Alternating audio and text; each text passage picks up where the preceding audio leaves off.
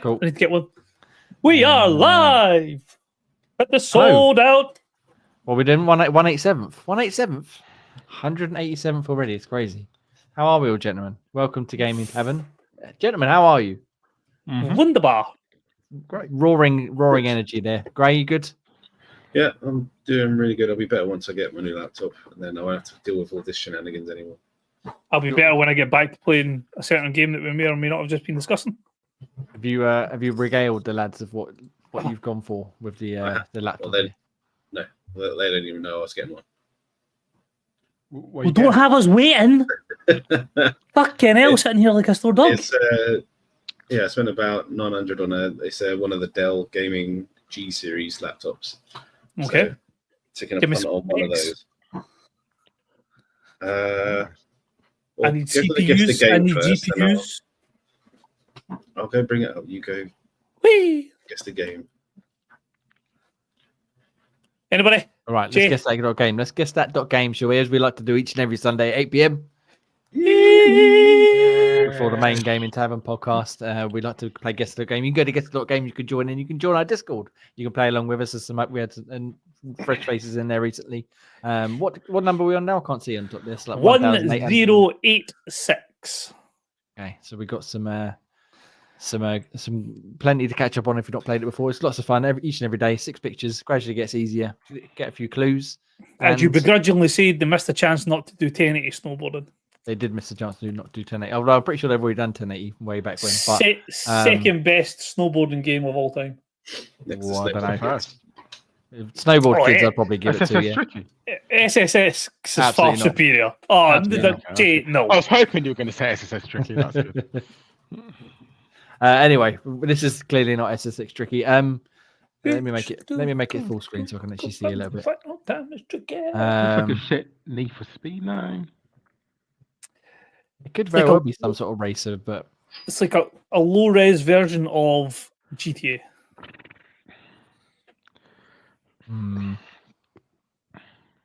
Yeah, I mean, do a Need for Speed out of curiosity. Yeah. I feel like you're onto something with the racer aspect. It does sort of look like one, and you got like it's like an in cockpit view because you got a bit of door frame around it. But anyone that you would like? I just did the first Underground. At least we know if it's that franchise or not. 9. Oh, 43.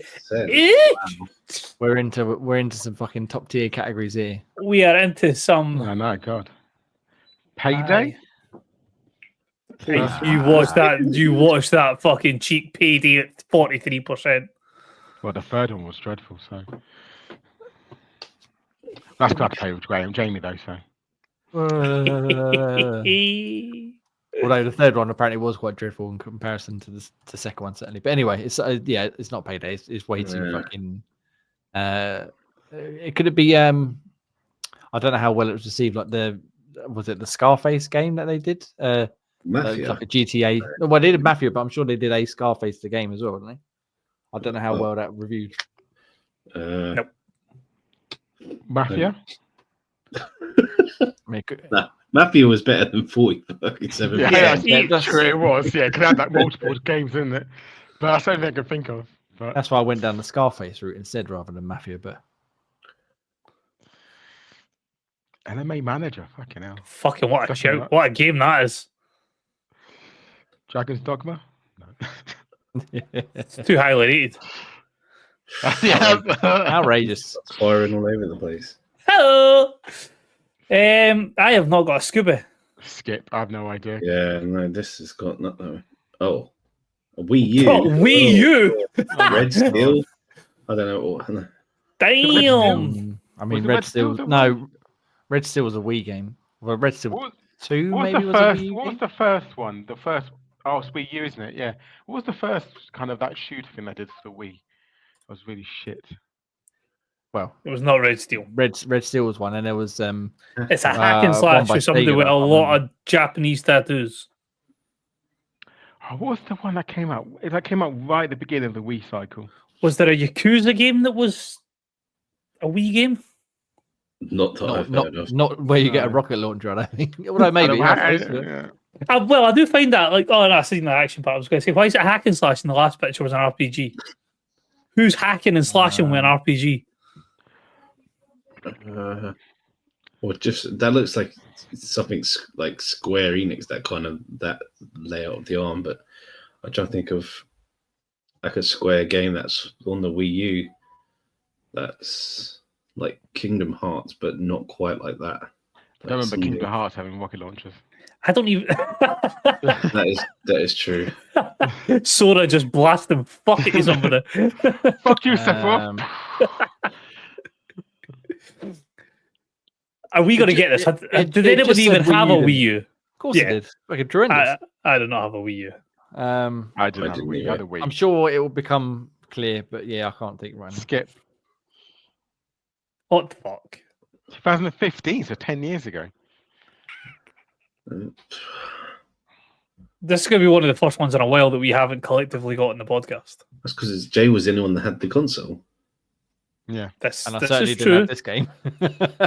Skip. Yeah. Valhalla Games Studios. What the fuck is she doing? I mean, that's some way to go. This is definitely a game we have. I was going to say it definitely looks familiar, but I certainly didn't have this. That's for sure. Fighting Jane Doe with a katana. Yeah, it looks like a rip-off of Bayonetta, but just a... Yeah, I'm trying to think of... Bayonetta was a good game, though. No, I'm sure the name will ping to me as soon as you reveal it. I'll be like, oh, of course, but yeah, I can't. And seeing as none of us have got any fucking clue what this could be, the answer was Devil's Third. Oh, yeah, I've heard the name, but yeah, I wouldn't have got that. Yeah, what never heard of it. the shit is that? Devil's Turd. Never would have known.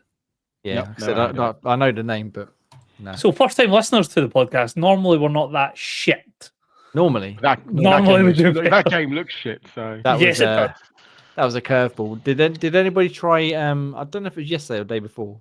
I think it's 1084. Try that one quickly. Was that the Sound one that Pete interesting. cheated on? It might have been. Yeah, we could just skip through that quickly because that was ridiculous as well. Forgetting he had uploaded his score and then put up the blank as well as the, I got it on the first guess. Oh, really? Did you know, Pete? What do you say? We're going for the previous days. Where am I? I think, I'm sure it was 1084. It might have been 1085. I can't remember. Try 1084 just out of interest. Oh no, sorry, 1085 then. Sorry. But what the shit? Yeah. Just 2 seconds on each picture. I'll be amazed if anyone Anybody? gets this. I only know No, one I person. tried this one, I think, and I didn't get it. I I only think know we two both didn't people who get got it. it. And Anybody? no. Anybody? Oh, yeah, I do remember trying this one. I can't even remember what it was. It was that bad. No. Anybody? Never heard of it. Never No. heard of it. 2005. Come on, Ian. Come on, Ian. You got this. I believe in you. The Impossible Game? No. No. Didn't even come up. And no, it's not that then. No. Next. Yeah, I was gonna say just keep going. You're not gonna get it. I'll be amazed if you get it. No. If you don't already know it, of course. Facade. Never heard of it. No, like I said, the other group I'm in, they started sharing their scores, and one of them got it in about 2, and I was like, "How?" He's like, and the other guy got it in 6. He's like, "How did nobody know this game that was called?" And he's like, "I have to check my notes quickly." Facade. How did nobody? Yeah, no chance. Not What a a load of fucking pish. chance. Never heard of that game. What a load of I just wanted pish. to buy time while I was finishing doing what I was doing. So that's cool. So yeah, I guess I got game with us if you like on Discord, as Ross will get into very shortly indeed. Play each and every day. And yes, lots of fun. Yes. Sometimes we win. Usually sometimes we about 1:30 in the morning ish, because he can't hold his bladder anymore. Because don't. he's Yes, getting well, old. sometimes either that or after work these days because I'll forget to do it in the morning now. But lots of fun. Enjoy a good bit of guest game. But right now we're going to get into the main gaming tavern, game pod tavern. There you go, Ian. I'll say it once for you. We're going to talk about Xbox's price hikes, GTA 6 being delayed, or no, not really, I suppose, in one way or the other, and maybe a little bit of Exhibition 33, or maybe not. Who knows? But they definitely will be. Carry on.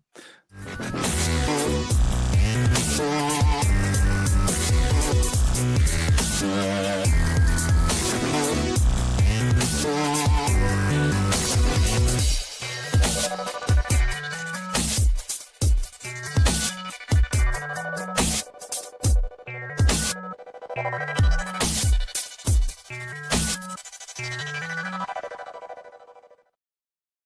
good evening, and good welcome to Gaming Tavern. I nearly did it again then. Episode 187. I'm Jamie, and this week I'm joined by the one and only MPV Graham. Good. Hello. Good, hello, MPV Graham. How are you? Yeah, not too bad. Good. Enjoying the long weekend that we have. Oh yes, making the most of it. Making the most of it. I see you put your laptop specs in the chat. We'll get the other lads in. We can have a quick go over them of your new shiny toy coming in the post very shortly. But in order to do that, we have to get 2 point. I don't know. I should probably give up giving him the fucking Chivo score. He's disappeared. So let's bring in Scottish Gruffross. Scottish Gruffross. What? Come on Gamer in. score? Ah, panic! I don't do gamer score. Ah! Hello, Scottish Gruffross. How are you? Tell you one gamer score that I will be fucking 1,000 G in. Game that we may be talking about in Gamewood this week. Oh, we can get into that. Very, very exciting indeed. And 2 point. I'm going to give him time to hide again. Odd, perhaps 1, perhaps 0 million man Ian. I don't Come even on think in. he's got to the 1 yet. No, probably not. Ah! Oh, he's forgotten to unmute himself. What a bell end. Oh, he's fucked it. He's fucked it. When I did this, I thought Jay's going to sit, but then he's gone. It's like, for fuck's sake. He's fucked it. Hello, 2 point odd million man. How are you all the way over the other side of the world? Other side of the world. He's probably closer to you just now than he is to me. Yeah, probably. Yeah. Probably, yeah. I'm not too bad, thank you. Yep. Spitting in the lovely land of Holland again. Lovely. Once I seen you out on the bike. I was impressed. Yes. Needs Going on a must when you're in mini Holland. The roads are so safe for cycling, it's ridiculous. I know, it Why makes not? me sick to my stomach. There's like literally bike lanes everywhere. Like it's impossible not to have a bike lane. And you don't have motorists who are fucking wankers being like, why are you on the road? Because they're fucking allowed to be here, right? Go fuck yourself. Exactly. Yeah, motherfuckers. What are you gonna do? Anyway, Mm. welcome Comments. everybody.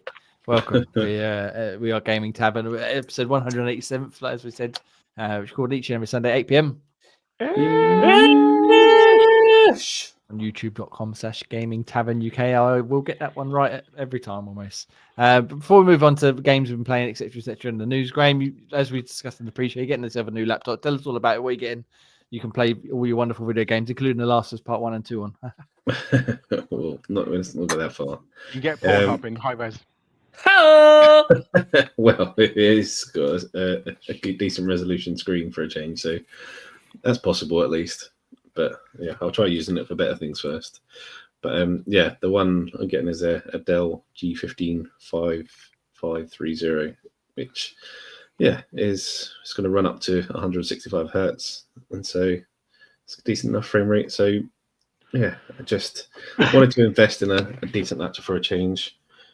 So I don't have to keep charging mine in 2 different ways, and so I don't keep cutting out and all the rest of the stuff that goes between, and I won't have to take extra measures, extra cameras, and everything else that I've got to plug in around me with this rig. So it makes it a lot easier to set up. So Happy days. looking forward to get my hands on it tomorrow. Not tomorrow, Tuesday. Yeah, it looks just having a read down there. It looks very similar to the one I've got, I think. So you'll be in good hands playing lots of video games from Game Pass, Where and did you get it like from? I said, Last of Us Part 1 and 2. Mm-hmm. So Where yeah. did you get it from? Dell themselves, because our company's sort of affiliated with them as such, we get an extra sort of 20% discount. So I thought I'd nice. make the most of it. Why not? Eh? Why the hell not? But we get everybody in. Like I said, with Gaming Tavern now, Fusion Fingers, we can play in all formats, left, right, and centre. And obviously, as we said, yeah, PlayStation games coming to PC. Means Graham can join in the fun as well there. Without even Ooh, I having like- to buy a PlayStation. I like the way that screen shaped it. That's quite very nice. Yeah, it did look quite fancy. Put it up because I'm being lazy. Yeah, I'm hold on. fucking lazy. Hang on. So Yeah, yeah, so- for us to get it up. Always. Get it up. You never has an issue getting out with me around. So you see, it's got that nice little pivot just there, so it sits away from the actual base. Yeah. Yeah. Very nice. Very nice indeed. Yes, you can play all sorts of Game Pass games, Steam games, Epic Store games, GOG games. Yeah, Redeem all your Amazon ones on there. The Yeah, thousands Amazon I've Prime redeemed games. on there and never got anywhere near. Nice. Well, we can all enjoy Check the RGB. Have the Oh, RPG. You're not a true gamer if you don't have the RPG. Can he beat let's it? go with. The MPV Graham, Nice. the RBGs. Let's do it. Rocking and rolling. Very nice indeed. All right, thank you very much. Let's get into what you can play on your new laptop when it arrives on Tuesday. At some point in the day. Ish. Yes. I'm gonna assume Ian's doing it far across the sea. Oh, he's died. He fucking died. Well and He's truly looking a bit divided. miserable in there, With Ish the life at him. with a fed up look on his face. Yes. Right. So we're going to get into the games we've been playing this week, as we do each and every week when we record this podcast. Wonderfully. Project Game Pass will be back probably next week, the week after, with what we're going to play. We haven't discussed what we're going to do, but we'll let you know as of when the time comes, and we'll stream that. I've got a few ideas, but we'll run it by everybody as we get into Ooh, he's got things like that. ideas. Yeah. So I like it. let's get into what we've been playing, and let's just get we had a fucking love fest for it last week. Let's get it out of the way. Let's get on to Expedition 33. So obviously last week we spoke in great detail about how much I love Great it and detail. everyone else was enjoying it. It went on for an hour and a half, maybe even longer than that. I'm not entirely sure. So I've finished, obviously. I've started New Game Plus. I'm having a great time. Sort of working my way back through it with harder enemies and keeping all my powers and stuff. But Ross, I know you've been playing a hell of a lot of it, and Graham's been playing a hell of a lot of it. I'm pretty sure Ian's been playing a hell of a lot of it. So I'm going to start with Ross because I think he's the furthest out of the lot of you, and then we'll go round and just have maybe a slightly shorter this week. But I we'll can get make into no promises. further opinions on the wonderful game that is Expedition 33. Game of the year now, confirmed. There we So go. point out, if you put anything on the screen, my computer will explode again. So Okay, I'll try not to put anything else on the screen unless I take us off the screen. See if that helps. It's just so fucking good, man. I can't sing its praises high enough. Everything about it just works. The characters are brilliant. Like I started off thinking that like I was a bit loud, not expected. Sorry. shit's Carry going on. I started off thinking Lune was going to be like my favourite character through it. She was like obviously starting party, loved everything about her, fantastic. And then in like a fucking wrecking ball, in comes CL, and she's just fucking awesome between her actual character and then her combat. Oh, she's just the bee's knees character in the game. Everybody, like they all bring something to the table, obviously combat wise, but whether it be like Lune with her very meticulous, there's like a very straightforward way of looking at life. Mael, who's obviously got all these hopes that they can do everything they need to do in the expedition because she's 9 years. How long? She's quite a bit younger than she's Yeah, but I 20 can't years. she's got 9 years left. before 9 she years, yeah. homages. Was it 9? Yeah. I thought she was. Yeah, it must be. So she's got 9 years, so she's hoping that her future can be secured type idea so that she doesn't go mad. You've got Gustav, who's like this carer for Mael, who's like the one who's leading the expedition and has developed the stuff that makes their expedition going to be the one that's going to finally get to where they need to go. It just, all the characters are just amazing. The music, we spoke about it at length, how good the music is. It adds to the battles, it adds to just the running around the overworld. The music's fantastic. The cutscenes, the music is down to a T. It just heightens every emotion, whether that be joy, sorrow, suffering, whatever it may be. The music complements it fantastically. And the actual storyline and the gameplay of it, I think I've just got to a point where there is like a change in my thought process in regards to certain characters, and it sort of just opened it up again to me like, holy shit, I can now see everything in a different context. There's very few games that have been announced for this year that I can see knocking this off its perch for Game of the Year. I was saying to Jay the other day, this game probably gets into my top 5 all time now. I never thought a turn-based game would ever be as highly rated by somebody like myself, but yeah, I can see it getting into my top 5. Obviously, it needs to finish strong, but certainly the way it's going, I can't see it having any problems finishing well. Yeah, leading up from that, from what Ross is saying, It's just like it is such. I love the combat, and like you say, everyone in the Tavern community knows my favorite game of all time is Legend Dragoon, and that's very similar. The turn-based where you have to actually do prompts to do your battle rather than just Sit sit there and wait. You actually have to do the command prompts, and I really like that kind of aspect of the game. But also, I think now you've got what's the big guy called that you can go on? SK. SK. Yeah. You can just explore more now. So I've been actually going, like, before I've gone to do a certain thing we were talking about before. You can actually now explore a bit more and go back on yourself. So I've been doing that before I go to the next area. And I just like the characters are all well fleshed out. I'm enjoying like one of the main guys. And it's just like, yeah, I feel like they've really nailed the storyline quite well. At first it was a bit confusing, and I think Very confusing. Yeah, but now you're slowly starting to learn the story and actually get to know a bit more about the characters and what's going on. It's up there, yeah, really up there as one of the best games I've played in a very long time. Great. Yeah, loving it too. There's lots to enjoy. There's lots to get confused about as well. Not just the initial configuration at the start. It gets to when you're fighting some of the people where there's so much going on at the screen. It's sort of I see so many different clips and stuff about you listen out for audio prompts, just watch the visual prompts. It comes to a point where the visual prompts are all over the place. There's so much stuff going on the screen. Some of the times that you don't know what's cutscene or if you're going to get attacked at some point. It's like, what is happening? It's just people flying out of different places and everything. So yeah, I think sometimes the screens can get super busy when it comes to trying to time any kind of reversal or dodge or anything. I find my characters generally doing the hokey cokey sort of super. So is this an attack? Yeah, is this? I only do that so I know whether it's a cutscene or not. Because if it's a cutscene, they don't bounce backwards and forwards. Yeah. So, whether to try and time it, but. Yeah, I like it because it's a learning curve as well. So it's like you can't just go into each battle and going, oh, I know exactly when to parry or when to dodge. And reality is, sometimes you've got no idea. And sometimes I find myself in some battles where I can always usually parry.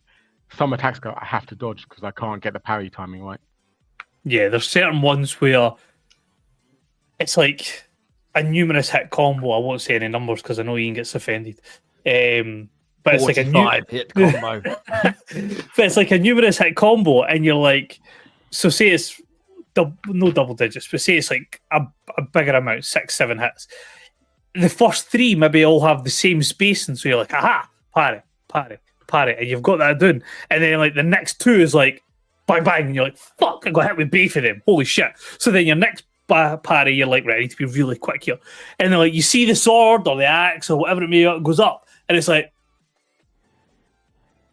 yeah, the threat. Fuck you, there you go. And you're like, what the fuck? Yeah. And that's my what I book love. could have been read by then. That's what I love about the way they implemented that parry system, because it, like you said, it's not just I know when to press A, B, blah, blah, but it's paying attention to the audio and the visual clues as well as obviously the pattern recognition and it's so much more interesting that way than just for a button prompt. It's like this guy's got to do a slow attack. Okay, which one was that one again? Parry. No, for fuck's sake, now I'm hit. This one's going to do a heavy attack. This one's going to just... Oh, come on.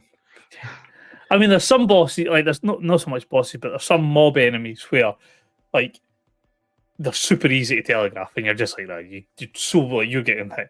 And then there's some even, like, middle level, not even, like, sub-boss characters, that you're just, like, fucking hit you every time, no matter what you try and do. You're like, what the fuck is the timing going on here? Like, there is no rationale as to why you're attacking the way that you're attacking.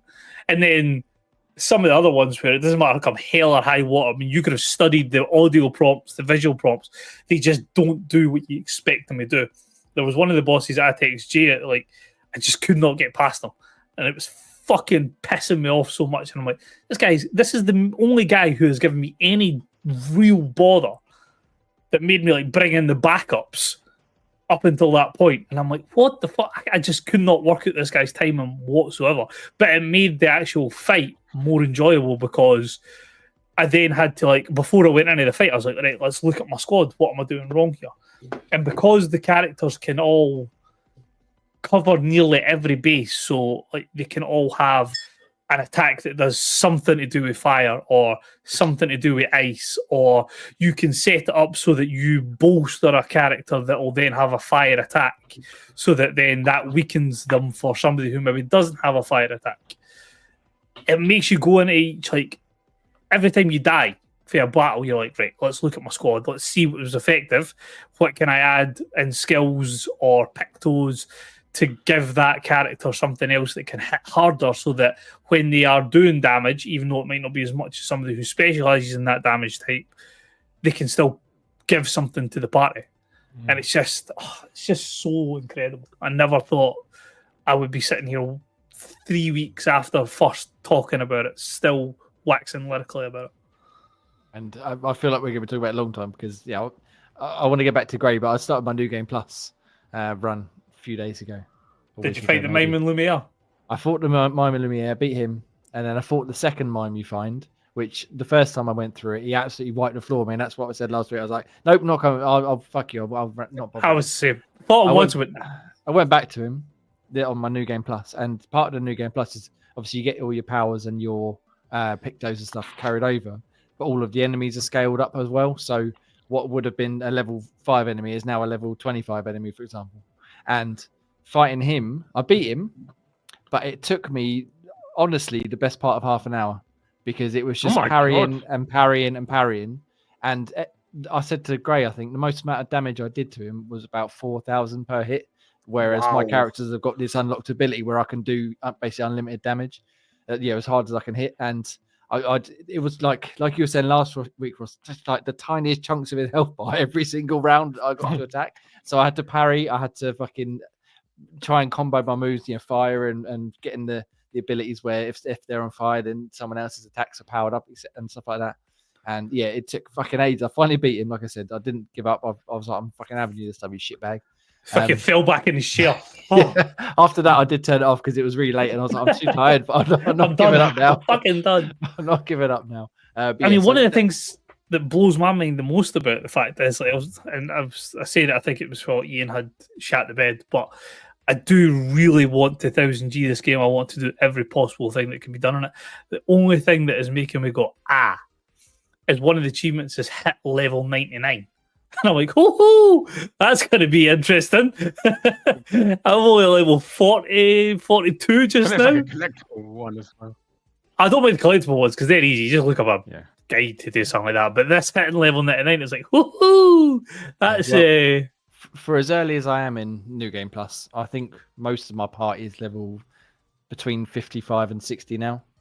Yeah, so it's not too far off, but yeah, it's obviously slowing right down. We're not leveling up as fast. You're not flying through in the first playthrough, but yeah, it's well worth. But again, a lot of the game is the same. It just makes everything a bit harder, but you're also a lot more capable and a lot more powered up to fight them against. Graham, get back to you quickly. I forgot what you were saying before we started going off on one. You were saying about your character you were going, Yeah, so because obviously you get different sort of perks with certain weapons as well. And so some of the weapons, if you sort of time it with the skills, you can sort of really, and the pictos as well. So it's a sort of a fire weapon that she's got. So she's always in burn mode. So you're constantly losing damage, but it's not a lot. But every hit, she applies 2 burn stacks. She's got a picto that allows her to hit twice, and a special move that allows her to hit a couple of times to apply sort of burning stacks. Yeah. And so within 2 goes, like the enemy has 18 fire stacks on him, and you can sort of make them vulnerable to fire as well. I like it. So it's just constantly, every time it turns to go, it's none of 9 damage, none of 9 damage. That's what I'm looking for, the sort of limit breaker as well, because I dread to think how high that thing can go, because that's just after 2 rounds. So I can keep applying stacks after stacks after stacks, and it can easily spiral out of control. That's one of the synergies that I had that was awesome. So like my L skill, where it's like you hit them and they become vulnerable to fire, and then I had Looney that had like wildfire that put burn on everybody, and then CL came in and she had like applies 5 stacks of hard damage to one person, but any other enemy that's on fire gets 3 stacks.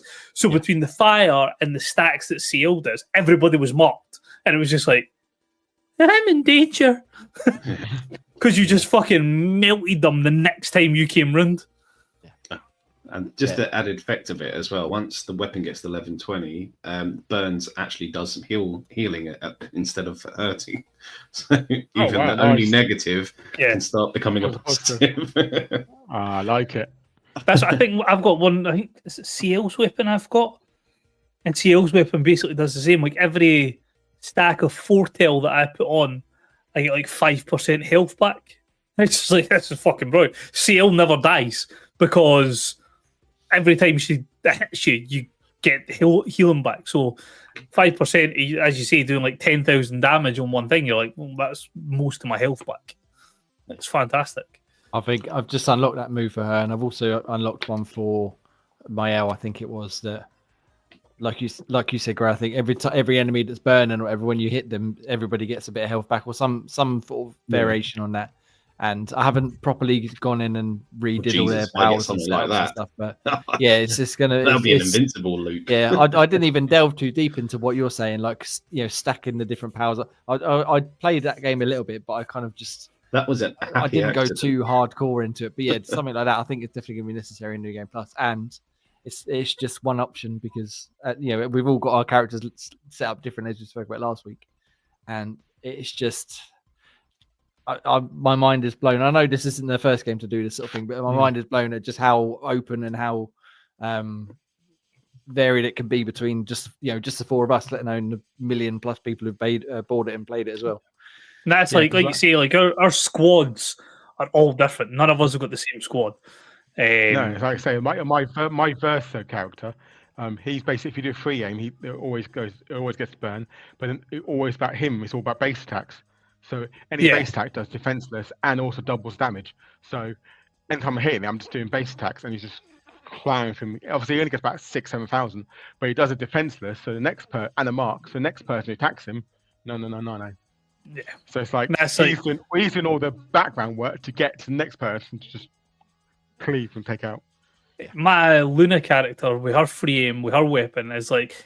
Every time she hits somebody else takes additional damage as well. So you wipe out one target and one other target's doing like half health because they've been subjected to getting those other hits. And it's just, there's so many different ways to build your game. But one of the things that I've picked up as well, it rewards you for exploration. Obviously, because calling a game Expedition, you're expected to wander around. But one of the bosses that we've all, Ian and Gray and myself have not long just fought. There is a segment in that fight where you either fight numerous people, or if you've explored the area before the boss fight and done certain challenges, then you maybe fight less people. And it's like, so if you had just beelined it, you've gave yourself maybe an issue. Whereas if you'd actually taken your time to like go around and explore the island that they're on, you've given yourself a dig out. And I noticed, like, the first time I tried to fight him, it was everybody. And it's like, fuck, I have made a royal pig's ear of this. Got my arse handed to me. Went back, took out everything I needed to take out. And then I was like, oh, this is so much fucking easier now. It's like it comes up with it. Can I ask, is it, without spoiling, something to do with masks, yeah?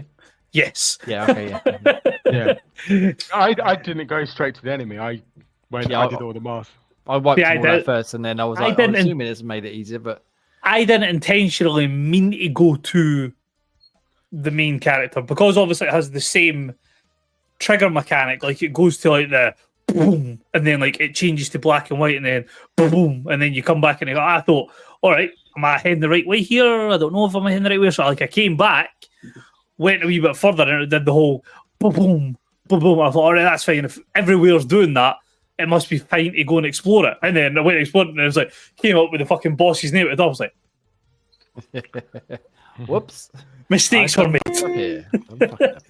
So, yeah, it's, like I say, it's killing me that I'm 40 minutes almost into this podcast and we're not close to finishing, so I can go back and hopefully complete it tonight. Yes. Well, I did have one glitch which really which made me had to reload a previous save, was when I reloaded my save, coming back to it, and I fell through the floor. It was on the base cap, and I couldn't get out. So that's the only one glitch I've had where I was just basically stuck on the ground. And I couldn't reload. I tried to reload, and it kept me going. Lucky enough, because you only get 3 save slots previously. So lucky enough, I went back to the last one, the third one, and I maybe lost like half an hour, 40 minutes progress. It was like, oh, for God's sake. But it wasn't too bad because it was just basically had to do a certain boss, and then I was like, oh, okay. Then this was when it was cutscenes and stuff, so it wasn't too bad. It was actually just a cutscene, a boss, another cutscene. So I mean, even touch that was wood. like 30 minutes. I've not had any issues at all yet. Touch wood. Actually, that was the only one I had, and I think that happened once because it was after an update, so it must have been something that an update done that caused it. No, not a glitch, but I got in where you exploring with SKO, and I came against someone that was probably a bit too strong for where I was, but my characters were quite tank heavy as well, so it was essentially a clob off with armor. So, so this is going to take a while. Then I'm doing that much damage to them. He can't then put a dent in my team. I was like, oh, this could take a freaking long time. I might have to just bail this out. So there's no flee option, or I couldn't find a way of fleeing this. Yeah, one, so. you hold down right stick. Hold down the click stick, but I think only that's on non-bosses. So if it's a boss, Yeah, if you get into a boss, you're fucked. It wasn't You're an locked option. into that. Yeah.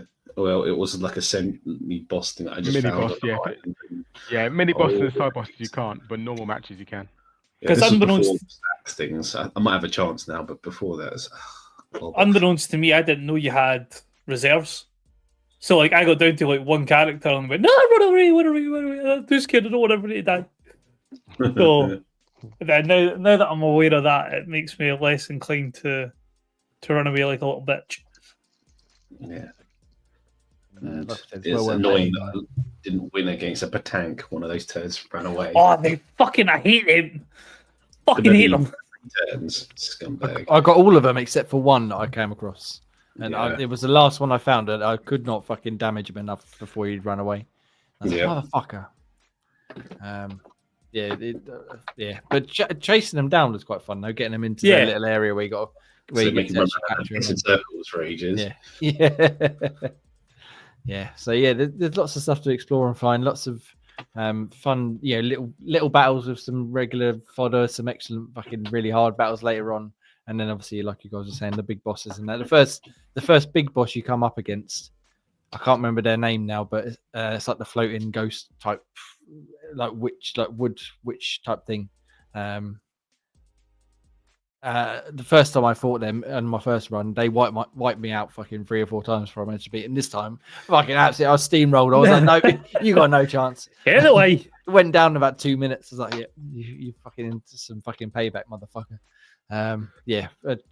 Tremendous game. I'm going to slowly work through this New Game Plus over the course of the year, just sort of as and when. Although, as I was saying to Gray the other day, it's one of them games where I enjoyed it so much, and now I'm obviously done with it. I'm sort of starting playing it again. I don't really want to play anything else. I'm struggling to get into anything else because everything I'm playing, I'm like, it's not as good as Expedition 33. I'd rather be playing that right now, and that's very rare.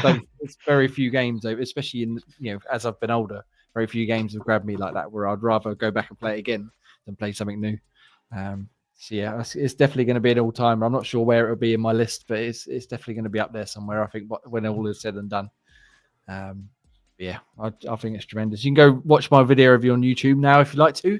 We'll read it on xboxtavern.com, and I'm sure we'll discuss more about it in the coming weeks as the lads finish it, and we can finally get into some more details about how many hits the final boss does actually do, and then all of the wonderful twists and turns that come with the wonderful Expedition 33. But let's move on to some other games now, shall we, lads?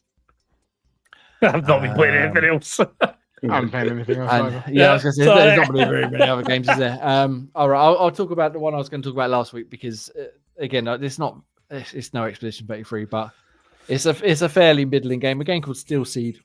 So it's a stealth action adventure, sort of like it's not in the vein of Metal Gear, more like I don't know, something like Devil May Cry, perhaps, where you've got combat action like sequences, but the whole idea really is stealth. Devil May Cry is not stealth. That's not what I said. Listen to my words. The action is like Devil May Cry. So it's like hack and slash, like Right. But the real focus is doing the stealth parts of the game rather than fighting. I was going to say, like, Dante is the most No, unstealthy he's definitely in not the a stealth world. motherfucker. That's not saying Gears of War is a stealth game. But the problem is, I mean, it's nowhere near as good as Devil May Cry's combat, and the stealth isn't very good. And overall, it's just a fairly middling game. It's very old in its like approach to things. Like it plays like a 2005 like Xbox 360 game. It's not all that interesting, and like I managed to finish it. I fought my way through it because I wanted to at least get to the end. And my main bugbear really is that you get a skill tree, or you get 3 skill trees you can upgrade: stealth, combat, and then just like regular things like health and speed and stuff like that. I put all of my points into the stealth side of things, obviously, because I love stealth games and I wanted to play it as a stealth game. I had a couple of combat moves, but mainly stealth abilities. Got to the end of the game, Ian, I'm going to ruin it for you now, even though I know you've got a copy of this to play as well. And in the last maybe 2 hours, it puts you into 2 forced combat sections. And because I had no skill points left, and because I'd focus on stealth, I struggled like a motherfucker. Basically, it was so hard because the combat is terrible, and it was just needlessly hard, pointless for no reason. I would have preferred to be able to sneak past that part rather than have to do it. What made it more frustrating is every time I died, and I died a lot, you have to walk through and watch the cutscene again. And it's really slow, like when you're slowly walking into an area. And the first one, I'm going to ruin it completely for you now. First one, you walk up this ramp and you walk back down the other side. And as you're walking down, she slows right down. She goes, you reckon there's going to be an ambush here? No, there can't be an ambush. And then, of course, the door's open. She goes, oh, it is an ambush. Every fucking time. And no way is skipping the cutscene. No way to skip it. No way to speed it up. No way to save a checkpoint or anything like that, because it all saves at the checkpoint, which is before all that. And again, then if you have focused on stealth throughout the whole game like I did, when you get to the combat, you're way underpowered and you're fighting like really tough enemies who it has elements of like not souls, but like souls. You can only have a few hits before you die. You got a parry and a dodge, but they're really like you got to be really fine tuned like in doing it. And as good as I am at Expedition, this one I could not get the hang of whatsoever. I was getting smacked about like a cunt. How long is the game to beat? Maybe 15 hours a push, and most of that, to be honest, was the last section where I kept having to repeat myself. Up until then, it was just like a fairly middling stealth action or stealth adventure game. But that part really pissed me off, quite frankly. And then again, they did it again at the end of the game. And the only way I got past these 2 bits was by, to my great shame, lowering the difficulty to easy. Because I was like, I literally can't do it. I'm so annoyed. I just want to get past this. And even that was a struggle, if I'm honest with you.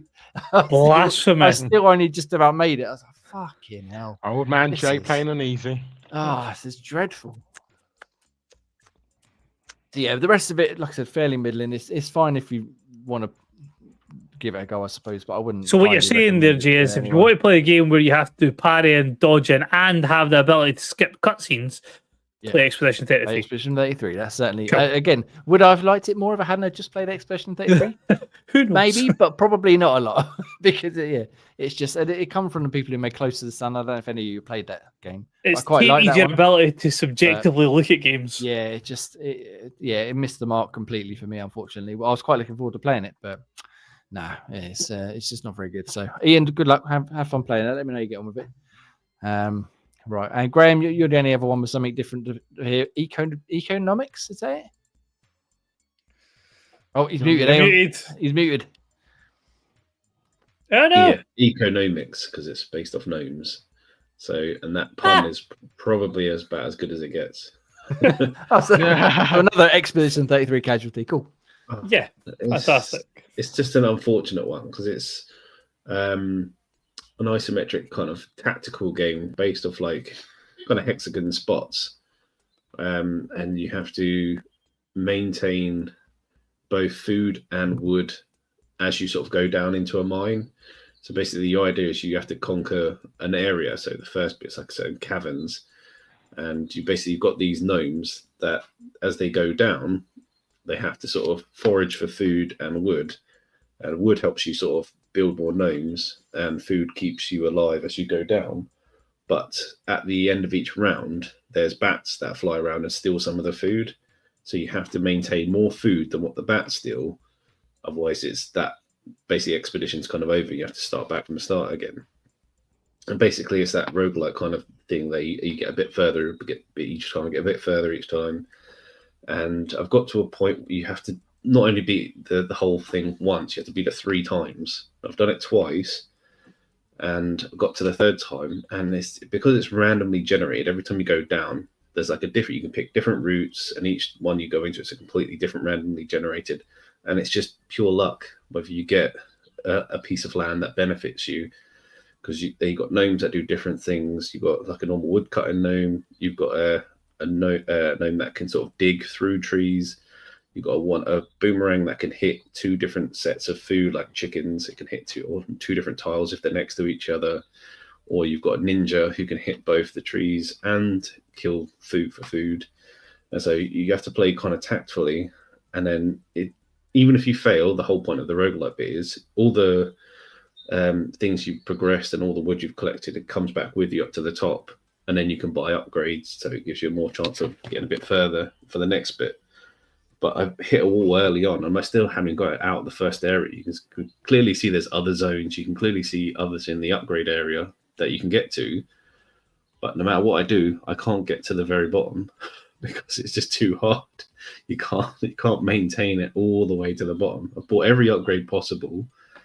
I'm going with extra resources to head down there, and I run out of food just before I get to the bottom. Once I've got to the bottom, I've got such little food left that I can't maintain it and kill the end boss at the same time. And I just can't get past that unless I get a lot of luck that goes in my favor. And as you said, there's no difficulty switch on there, so I can't even do a J and go down to easy mode. I was like, what is the point of this? You can't even cheese your way through it. It's just, I don't get it. It's like, and maybe I'm missing a trick, but it's the issue is it just limits you to like 4 gnomes at a time. You can see there's extra slots, but I assume once you get to other areas, you can have those extra slots. But it's real crippling without being able to do that, because I just can't get far enough to make the most of it. And it's just. Do you know a game that doesn't limit you to only having 4 people in it and allows you to go back to bosses with different movesets? Expedition 33. To be fair, it's definitely a much better distraction on what the hell this game tries to be.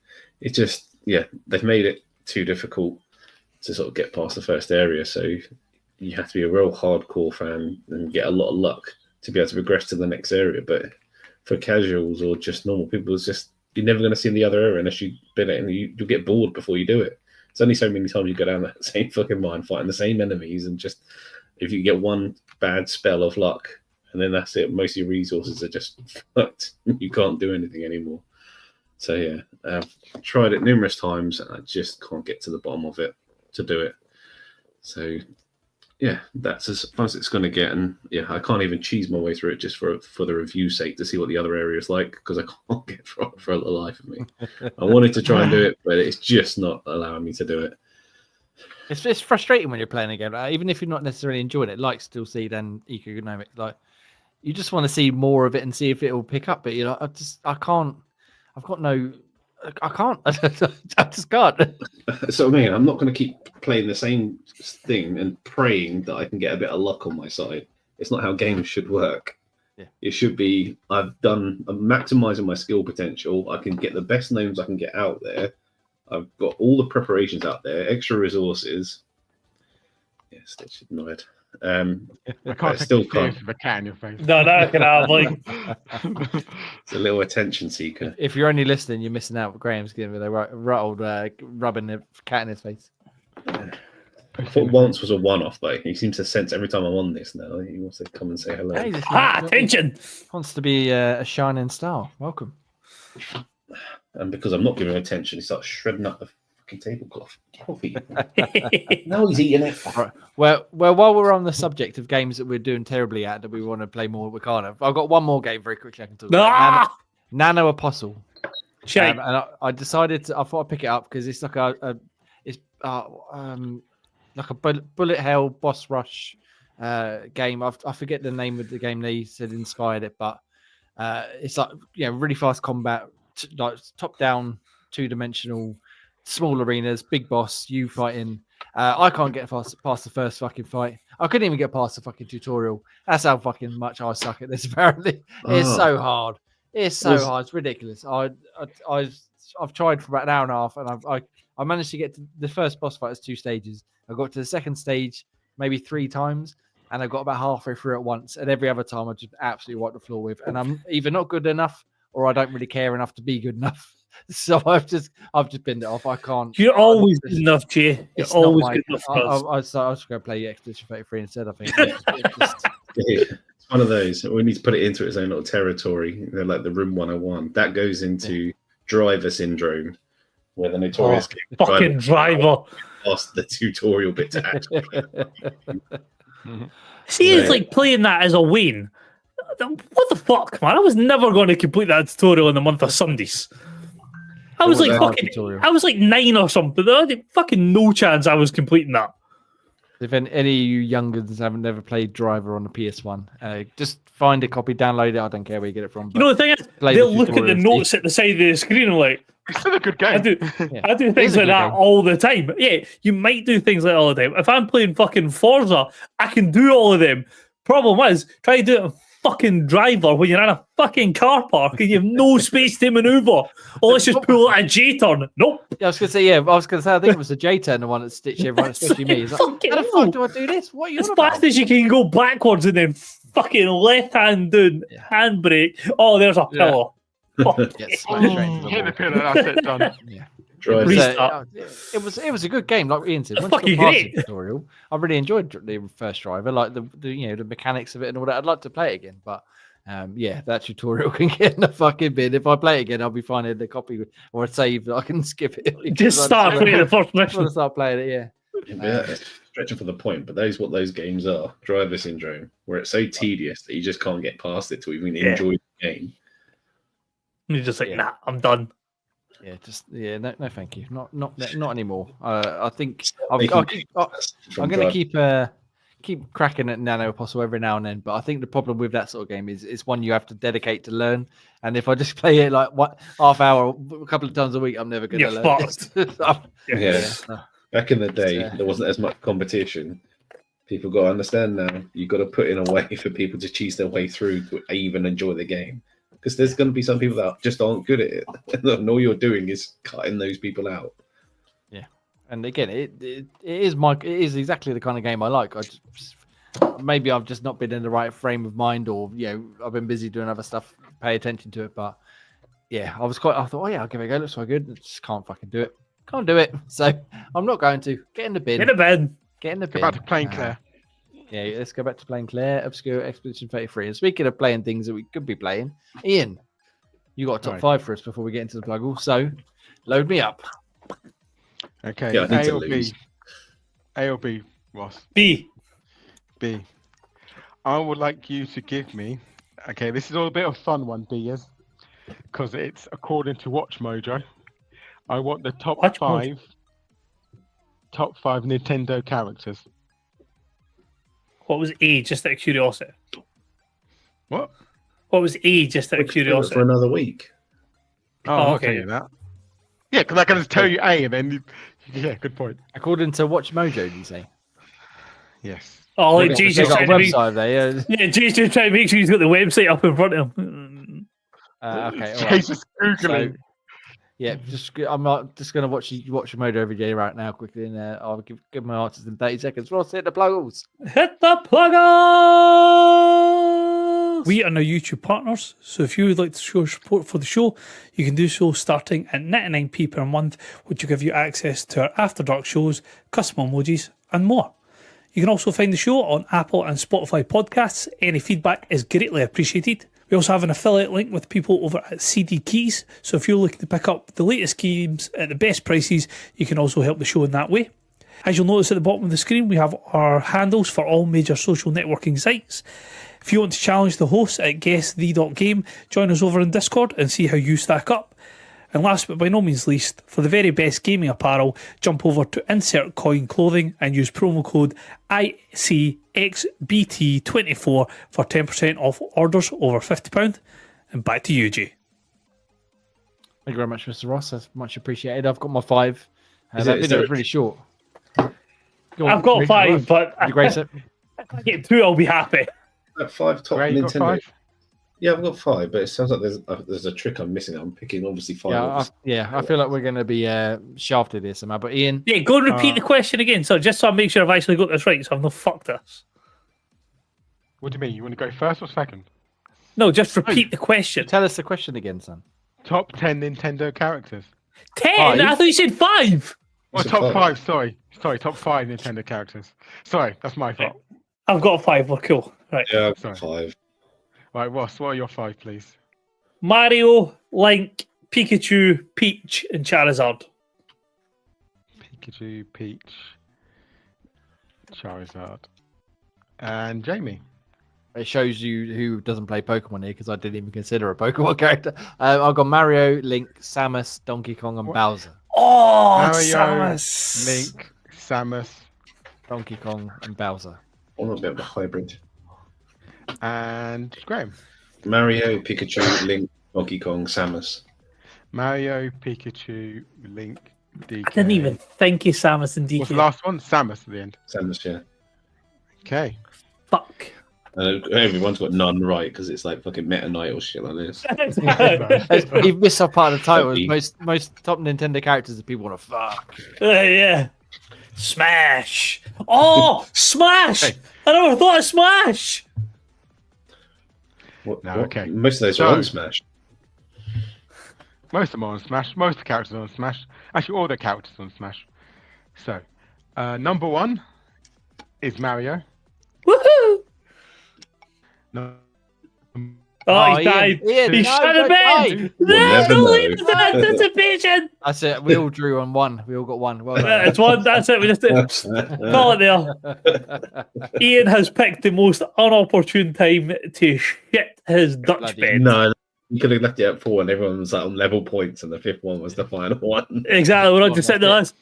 Can you hear me now? It's the end, Yeah. end of the world. We can hear you. You're still sitting there with a big cheesy grin on, though. I like the cheesy grin. Leave it. I can't even see that. Oh, he's gone. He's fucked it. Oh, no. Who's pulling up Watch Mojo? All right. Anyway, right. Let's move on from while we wait for Ian to come back. Oh, he's Is he back. Is he Come back? on, man. Space. Tech support for the win. Right. He's Go on, blocked. then, Ian. Start from again. We got number 1, Mario. Mario, Mario. number 1. Woohoo. Number 2 is Link. Woohoo. Number 3 is Samus. Fuck. Number 4 is Pikachu. Woo. And number 5 is Kirby. Oh, Kirby. Forget Kirby. Oh, I didn't even think about Kirby. Oh, Right. man. I literally had Kirby written before I took him out and put Samus in. Oh. I got So 3. Jay's- How many did everybody else get? I got 4. I got 4. Go on, Greg. Mario, Yeah, Pikachu, Mario, like Link, Pikachu, Samus. Yeah, Samus. Nice. yeah, well done. I've Well done, won Raymond. one. I'm assuming you had a top 10 then. So what was the remaining 5 out of that? The remaining 5 was number 6 was Luigi. Number Obviously. 7 was Donkey Kong. Yeah. Number 8 was Zelda. Number 9 was Bowser. And number 10 was Isabel. Who the fuck's Isabel? Isn't that from Mario Galaxy? Yes. Was it? Animal She's a Crossing. favourite. She's a top 10 favourite. Charizard wasn't in the list. Do you know what? I nearly wrote down Zelda as well because I thought people are going to think Legend of Zelda. They're going to say Zelda, but no. Well, see, I was going to put Zelda. I thought, no, that's the game. Link's the character. Yeah, Isabel's Animal Crossing. Oh, Animal Crossing. Sorry. Oh, why? Charizard wasn't in the list. Surely Nook would have been more than Isabel. And Peach. Yeah. Peach wasn't in it. Yeah, but Nook's trying to mug you off though, and he give you a fucking mortgage. At least you recognise it. You couldn't even remember Isabel. Yeah, Well, Wow. that's yeah, but good. looks So, quick. yeah, Nook's a he's, prick. he's To be Bit fair, yeah, but a bit too close to home, Bowser really. wasn't hardly a charming guy. He can get in the bin. I don't know. He's got a lovely singing voice. Who's this? Bowser. Bowser. Oh, yes. Bowser. Hopefully talking about Kirby peaches. just sucks Anyway, everything up. I didn't even think about Kirby. I should have thought about Kirby. Are we excited about Kirby's Air Ride or whatever it is? Air Riders No. or whatever it is coming to Switch No. 2? No. Didn't No. expect so, no. Apparently it's a really like cult hit on the game, the original one. Never heard of it. No, thank you. Anyway, However, we're talking about games that are coming to the Switch 2 that were on other consoles of a bigger variety. Pokemon Colosseum. Yeah, I'm very excited about that one. I can't wait to Colosseum them Pokemon on my Switch 2. Jay, why did you ever think it was a good idea to agree and tell it to be an all subjects podcast in the year a Pokemon game was coming out? Because then let's move on, shall we? Let's talk about the news of the week very quickly, so everybody can go back and carry on playing Claire Obscure Expedition 33. I feel like we need to change the name of the channel again already to just play Claire Obscure Expedition 33 podcast episode 180. Just constantly every 33. Every episode 33. Nice. Not much news this week, but what there was, it's quite big, quite juicy. Yeah, so we've got to the shock of nobody. Yeah, clearly the biggest one. Ian's gonna fucking have a little fist bump right now because he was saying about this all the time. Even though me and Ross believed, I believe we believed. But GTA 6 has been delayed till May 26th, specifically May 26th. 26. That's quite a chunky delay. Quite a little thing. I mean, it's chunky, but also... I did see, look at him. Look, he's got fucking. He can't fit on the screen anymore. If you don't fucking. So they delayed to May 26th, 2026. It was obviously announced initially for this year, but that was 2 years ago at this point, and since then they've said nothing. They're not showing us any more screenshots, no more trailers, no more news, no nothing. Not even any more leaks. It's because Rockstar played Claire Obscure and realised, oh shit, we're not going to win Game of the Year. It's delayed to next year. Just fucking delay it. Put it in the bin. We're going to win Game of the Year. Let's delay it. So obviously they had no specific date, just it would be this year, and now they've given next year and a specific date, which is quite interesting because I would have expected them to just say, oh, like you said, Ian, it'll be out Q2 2026, but no, they said specifically May 26th. Will it stick to that? Probably not. But at least gives us something to look forward to. We got just over a year until it'll be out. They haven't really given a reason for it other than they want a bit of extra time to try and exceed our expectations. And they delayed GTA 4 by 6 months, I believe. They delayed GTA 5 by about 6 months as well, if I'm not mistaken, or maybe even 9 months for that one.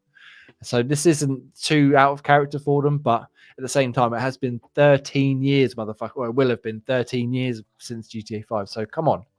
What are you doing? I know you've had Red Dead in between and re-releasing GTA 5 about 8 times, but come on, what are you doing? Fucking give us a new GTA already. But again, as we always say, there's too many games to play, it's including Claire Obscure Expedition 33. So it's not a bad thing. Ross, thoughts? One of the things that was speculated in regards to the gaming industry was obviously devs were really hesitant about giving too much away for like release dates because GTA 6 was rumoured for the tail end of this year. Like, we don't want to be launching a game and then next thing you know, it's like a week later, oh, by the way, GTA 6 is out. So anybody who was playing our game has fucked the fuck off. So I don't know if this is going to maybe not push people to get games out because they'll do them in the time that they're meant to be doing. But I think we might now start seeing it sort of state of plays, the Game Awards or the Xbox one that they have instead of the E3. We might start seeing things that were coming this year or coming fall 2025.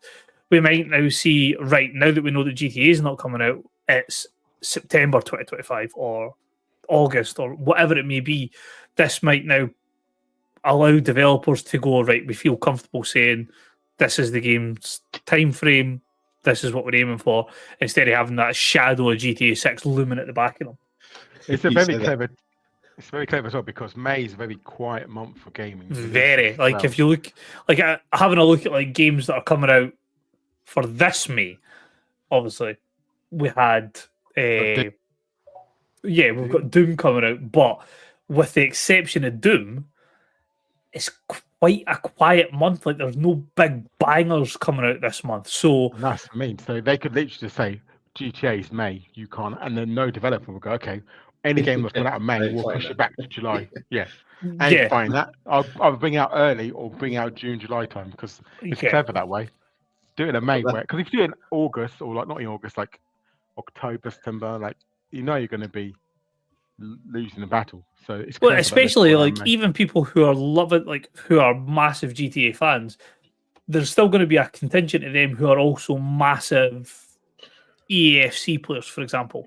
So September, you've fallen at the time where like they need to get that grinding for Ultimate Team because that's like they love the Ultimate Team side of things. Whereas dropping it in May, end of the football Season's ended. season, yeah, nothing like that to worry about. I mean, the only big games, as you say, this year is Doom's coming out and then Elden Ring, Night Rain. But again, that's a very niche market. But it's one of the bigger titles that's coming out. Whereas the rest of the month, you've got a free hit. Yeah, and traditionally, I think they've released the bigger GTAs anyway in more awkward times. Obviously, GTA 5 was September, but GTA 4 was April. I believe San Andreas and Vice City were sort of mid-year as well, rather than end of year. And as you said, Ian, they can almost say, right, May is ours, motherfuckers. Move out of the way. You can go before, you can go afterwards. And, I mean, as that Pure Xbox article said, like Fable's been delayed till next year. There's no way they're going to release at the same time. They're not going to clear Obscure Expedition 33 like they did with Oblivion and put Fable out on May 24th or something. They're going to steer well clear of that after all this time. I think actually the football season ends next year, like May 24th. I think it's that weekend. So boom, your football season finishes starting GTA. So I know I'm very much looking forward to it, and I would have liked to have played this year, but I'm quite happy to wait till next year because there's so many games anyway that I need to get to and still coming out this year and coming up next year and all that sort of stuff. I'm assuming, are we all as excited as me, perhaps? Oh, I'm buzzing for it coming out, like definitely. Yeah. I'm looking forward to it, but I knew it was going to be delayed, so I'm not too bothered. So I'm more want to know more about the game, like show me some more cutscenes, show me some in-game play trailers, like But I think that won't happen now until end of the year. Probably even the Game Awards, you won't probably see it. That'll be the first time you might even see it. But I think like one of the other things, and it could be my clear obscure glasses that I've currently got on, but I think we had spoke about it a couple of sort of shows back in regards to things like awards, and everything was sort of going to be diluted and sort of looked at as, well, GTA 6 is coming out, so that's going to win whatever it needs to win, and GTA 6 is going to do this, and GTA 6 is going to do that. Whereas now, you are looking at games like a Blue Portal, for example, or a Clear Obscure, who are coming out of nowhere and being like, there you go, this could potentially be a game of the year. Hell Is Us due to come out later on as well. That's another one that I've got my eye on. That could be one of these ones that maybe looks impressive that we've seen so, but then when you get your hands on it, it even takes it like a step further. And the voice actor for Capon in Kingdom Come Deliverance 2 put a tweet out, said after this was delayed, he goes, we're in with a chance because Kingdom Come 2 Deliverance, exactly. Not my cup of tea, but they've got a lot of love and probably will be a good contender for Game of the Year in a lot of places. Now stands more of a chance. Obviously, like I said, Claire Obscure, even maybe the new Doom, depending on how good it is. I haven't played it yet. I'm waiting. I'm hoping to play it. Well, was it a week when it comes out? Week and a half. Doom is the 13th. 13th. Yeah. So just over a week. Yeah, so suddenly, as you said, the playing field is far more even than it would have been all these great games, GTA, and then all these great games again. Yeah. We got a bit more of a fair fight, as it were. Do you know who's not looking forward to it, though, Jay? Go on. Developers who plan their game in 2026. Yeah. Well, yeah, that's the thing. A lot of places, a lot of companies have already delayed their games to next year anyway. As we said, the Fable and stuff like that. But now they're going to be like, shit, we were looking at May. Fuck. I saw one indie developer, I can't remember the name of the game, and we should have made a note of it. But they were like, actually, do you know what we're going to do? We're going to release our game on May 26th, just for the hell of it. Why not? And see what happens. So good luck to you. Good luck to you.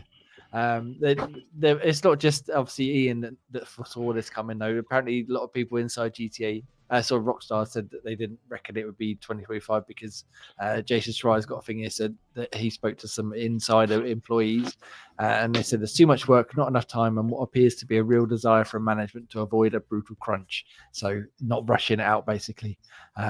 So they've obviously known this is coming for a long time. It sort of feeds into the chatter about Borderlands 4, which we'll get to. Ross, I'm assuming you saw a bit about that, but they moved their release date forward a week and a half or 10 days or whatever it was. Well, that is a week up, but a little bit more than that, maybe 2 weeks, was it? 26th to the 12th.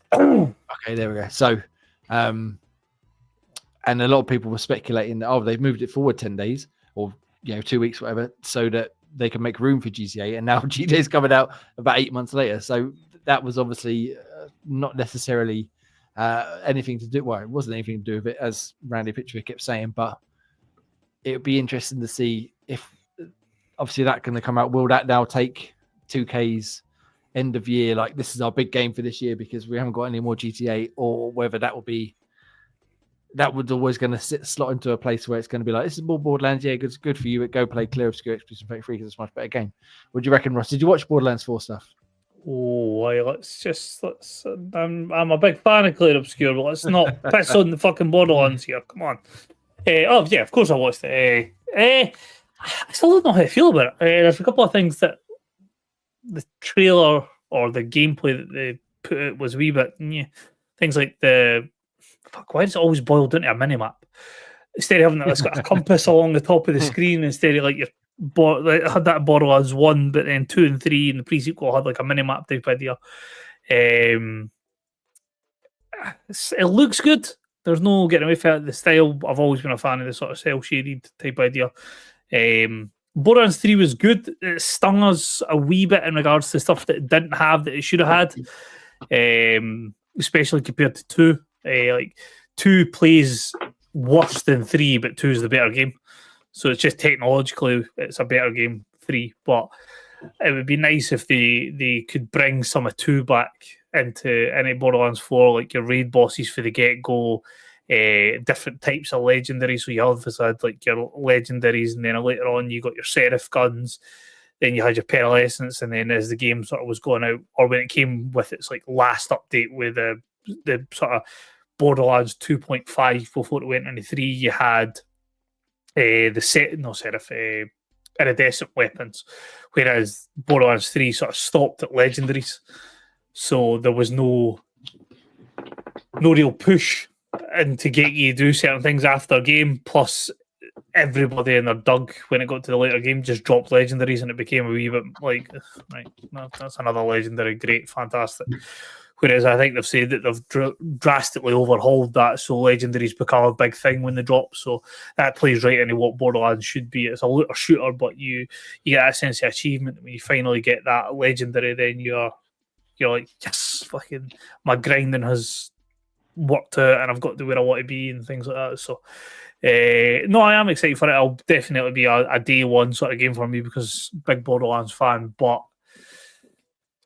I probably got lower expectations going into this than I did for 3. Obviously, coming off the back of 2, going into 3, that's why I was so excited. But coming off the back of 3, going into this, I'll sort of temper my expectations a little bit. Part of me wants to complete 3 just to see if I can get. Don't get me wrong, 3 is good. Like, I'm not saying it's a shit game, but like if you go for like a tick box at everything that you wanted in a looter shooter, 2 just does so many things better than 3. Excuse me, can you please refer to it in the proper vernacular as Schluter? Schluter, sorry. They actually brought in an artifact in game called the Schluter, and it increased your chance of getting a legendary by 1,000% for like 10 seconds after you get a kill. So you can pick up a Schluter in the game. I feel like I've lost my will to live in this moment. When Borderlands 3, I think it was come out. Schlotters load. I can't remember who said it, where I heard it first. I think it was on one of the IGN podcasts. There's a Schluter. I was like, I love Schluter. I think the fuck not. I'd rather buy a rope than call it that. Anyway, yeah, so we'll look forward to a bit of Borderlands 4 later in the year, September 12th now, did you say it was? Yes, it's been brought forward. So 12th, and then just to make Jay, Ian, and Gray happy. Looter. My computer explodes. It's not my fault. Oh yeah, Oh, love dear. a wee bit of a Schluter. Love a bit of Schluter. Nice. Oh dear. Right, what a fucking tremendous. It's not a Schlitter. What a tremendous fucking genre name. I threw myself off with that one. Right, anyway, let's move on to some other quick news stuff. Xbox prices are going up by quite a significant amount. I'm so presuming this is to do with the tariffs. Well, you'd think so, but it's also going up. It's not just in the US; it's going up here as well, and in Europe and across the board. Yeah. So in the UK, we're going to focus on X. Where we are. I'm not going to read them all, but just to give some highlights, Series X was 479, and now going to be 499, so £20 increase. The Series S 1 terabyte is going up to 350 from 299. So a £50 increase. Controllers are going up. The wireless Elite controller is going up to 169, so an extra tenner. They can get in the bin. They can get in the bin. And they've also announced that from November, they said they're going to be doing physical games are going to be £80 a pop. Or at least at the very least $80, but I'm assuming that's going to translate to £80 as it normally does for like the premium full releases like the upcoming Fable and Perfect Dark and Gears and stuff. Much like Mario Kart. Was it Mario Kart World? That was called on Switch too. Yeah, Mario Kart World. So that was the first one that was announced at $80 or £80. Now Xbox are following suit. Obviously, GTA for a long time has been rumored to be pushing that boundary or even further. So maybe by the time we get to that next May, who knows how much the base edition that will cost? Hopefully, not more than £80, because even that's pretty extortion as it is. Is this ideal? No. It's the first time. I think that I recall anyway. I'm sure it's happened once or twice before, but generally as you go through the generation, the consoles get cheaper, or they make them more powerful, or make them with more hard drive space or whatever to sort of offset the cost.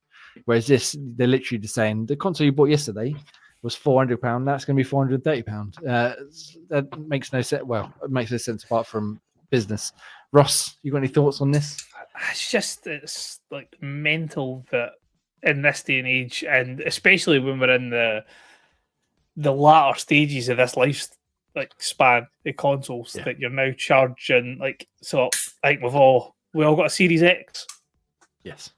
Yeah, now £430. Like day dot that I bought it. What was it? 449. No, yeah, it's 449. Yeah, 499. The 499 to buy it. Yeah, the Series X when we bought it was £430, I think, and now it's £500. And that's 5 years later. The price again normally would go down, or they would have made, for example, the 2 terabyte version which they released, which is now closer to 600. Yes, which £590 for the 2 terabyte Galaxy Black version of the Series X. Which again is no more powerful. There's nothing else to it other than having you can put more games on it.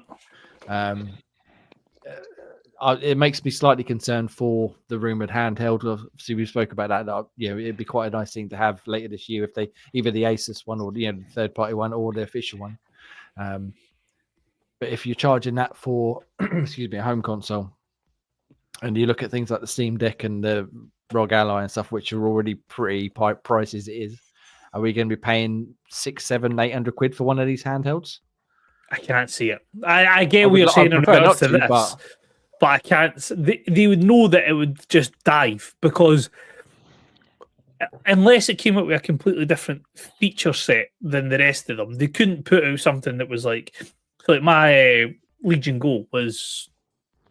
It was on promo, but say 500, 600, whatever it may have been. They can't bring out one that's more expensive for that if it's just going to be a cloud gaming service, because I can do my cloud gaming on that for cheaper. Why would I buy the Xbox one? I can do it on Steam Deck. I can do it on the ROG Ally. I can do it on the Logitech G type thing that's for cloud gaming. So unless it's got something that's completely different, they're not going to price themselves out of the market right off the bat. Yeah, I think my concern is that obviously it's going to be more powerful perhaps than the Series S, like the Steam Deck is, but not as powerful as the main console. But it could, because it's new and shiny, because it might have some, various upgraded features that they might pair it with, for example, the 2 terabyte one, and say, here's the big console is 590 quid, or you could have a handheld one, slightly as powerful but portable for 590 quid as well. I was like, it's not really what I was after. It's not the same, maybe no. a little bit. No.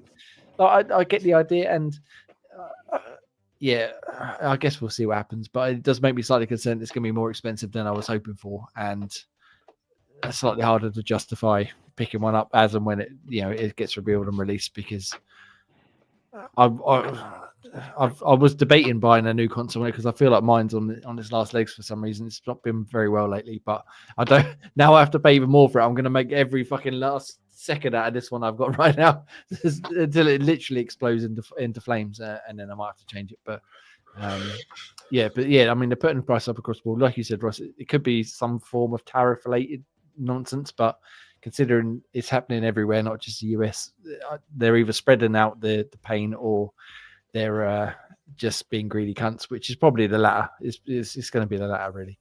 The more expensive games is what puts me off more, though, because obviously the hardware is sort of a one and done. But I feel like 80 quid for a base game now is getting a bit fucking getting a bit extreme. And there's lots of arguments. It's cheaper than it's ever been. If you include inflation, the N64 games were £100 back in the day, and now games aren't 100. But that's no. In the real world, no, it's not happening. Game Pass is going to be made hell of a lot better value by subscribing for a year, rather than buying games individually, at least on the Xbox. So no more of this, please. Just I know Phil Spencer's got probably 3 or 4 yachts. Louis Spencer's got 3 or 4 yachts he needs to pay for. But let's just rein it in a little bit. In slightly good news, though, I don't know how much you lot use your Switch. I know, Ian, you're getting Switch 2. Anyone else getting Switch 2? Yeah. At the moment, no? Yeah. Did you realise that there's a Pokemon game coming out this year, do you? Anyway, let's move on. So they've put an update out to the Switch 2. Well, we got a month to decide, Ian. Let's see how you get on. But they put an update up to the original Switch the other day, which updated things like the eShop and added in like the virtual game cards and stuff. Most of which, I'll be honest, I didn't really look into enough to bother really understanding how it all works. I will at some point, but it's not really caught my eye. But at the minute, they've changed the eShop to change the way that the ranking of the games are. So before, they used to prioritize it on the amount of sales. So you get a lot of shit games on there and hentai games and whatever sell themselves for like 50p just to boost themselves up the charts. Whereas now they're doing it on the amount of units sold rather than the money made. So this will hopefully get rid of a lot of the shit. Because I don't know if you lot have looked at the eShop in the recent times, but oh my God, it is full of shit. You? It's so like I don't use my Switch too much these days, but there is a fantastic invention on the eShop that it's when you go onto it, right? There's what's known as a search bar, and I just type in Pokemon and go. If you're not result Pokemon porn, though, you can I like to just go onto like either the sales or the recent releases and just scroll through and just see if anything catches my eye. And there's so much shit on there, it's ridiculous. Like, especially again in the charts where it's like, all the sales where the cheapest stuff rises to the top. It's just awful mobile phone ports and, like I said, hentai games and clocks and fucking fireplaces, all this sort of bollocks. So where's the proper games? I want to see if there's anything relatively cheap that I can pick up for while we're traveling, or while we're just I like to pick up little cheap indie games here and there that have a go. It's utter shit. So hopefully this change will make things better. And when I do eventually get a Switch 2, hopefully I won't have to look at too much hentai. Just a little bit of hentai, not too much. Just one or two. Graham, the game I sent him. That's why. Gray, do you spend much time on your Switch looking at hentai games? No, I prefer Shuntai, that combo. Shoot first. No, Shoot I don't. You're Yeah, no, snooting all over the place. I've browsed the market too much on the Switch. So, yeah, not too much of an issue for me. I mean, I'm not interested in getting the Switch 2 straight away.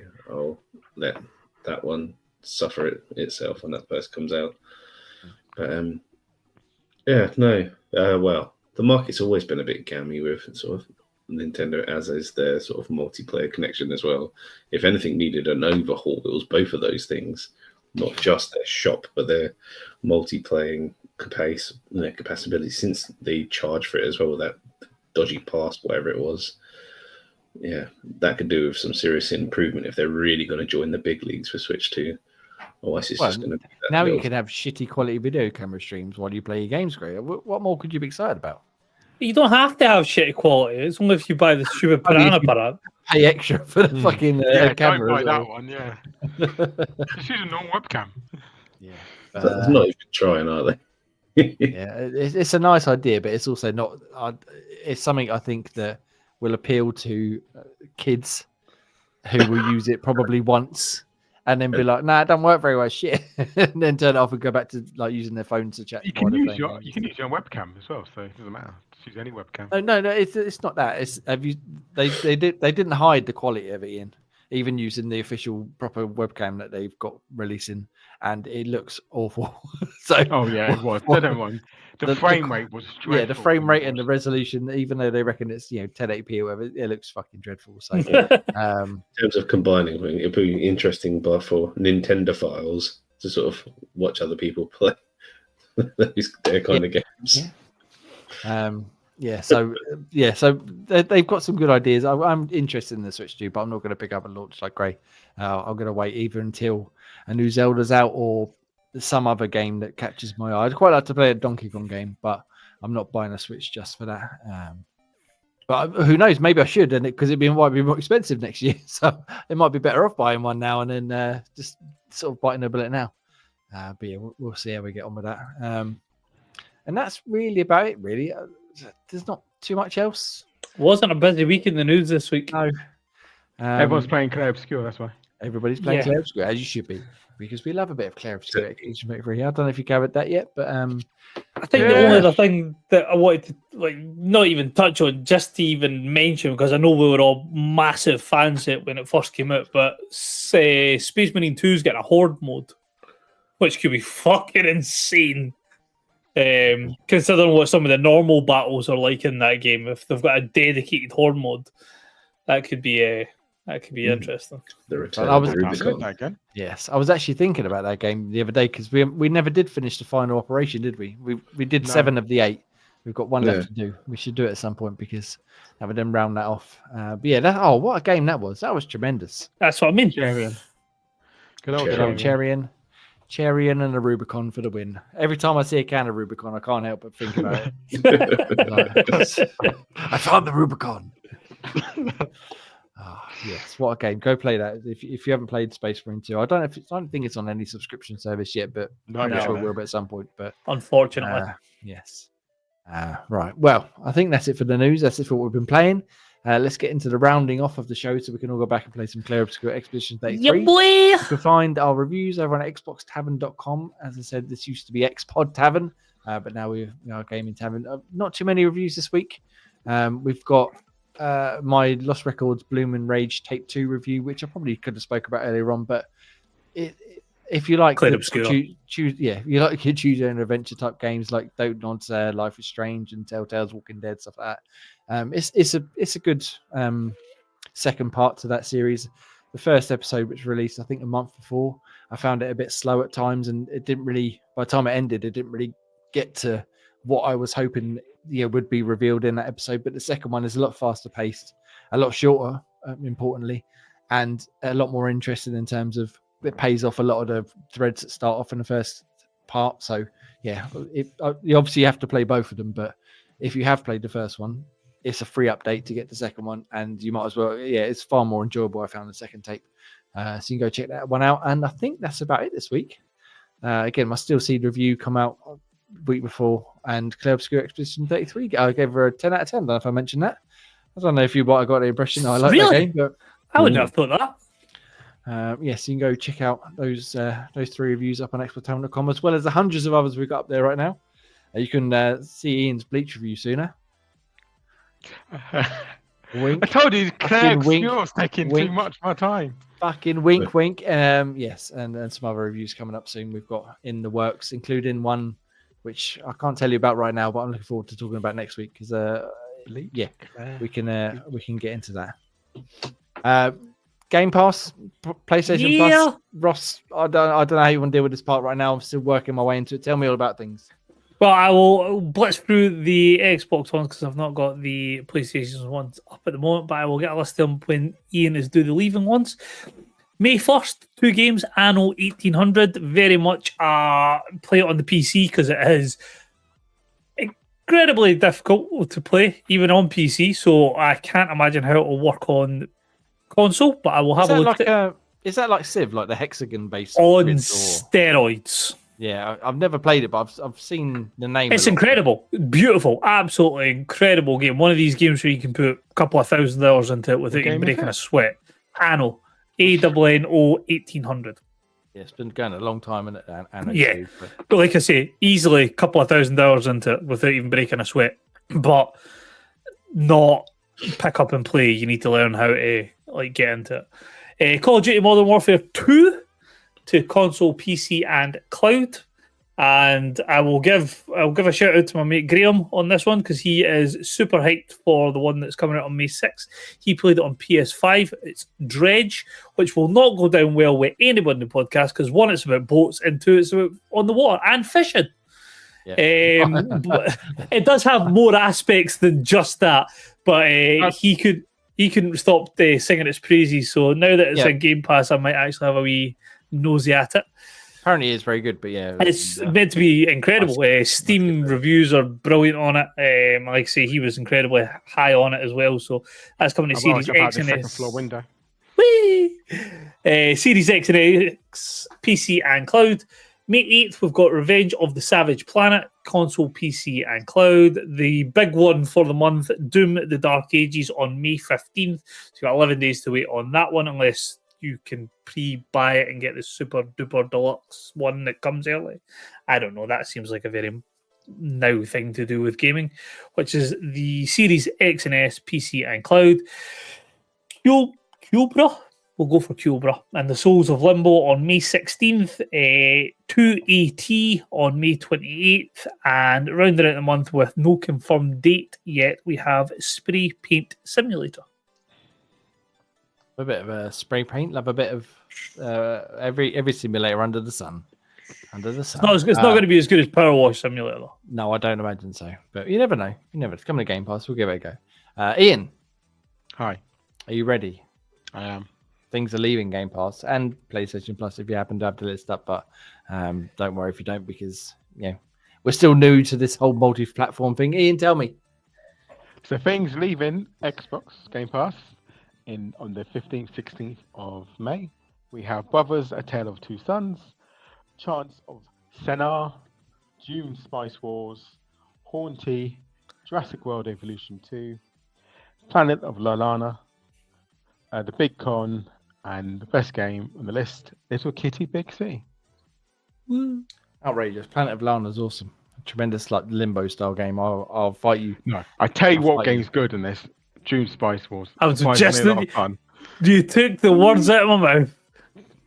Dune: Spice Wars is actually a surprisingly fun game. I tried that when Special Guest Pete suggested it for Project Game Pass, and I didn't even get past the tutorial on that one either. I was like, nope.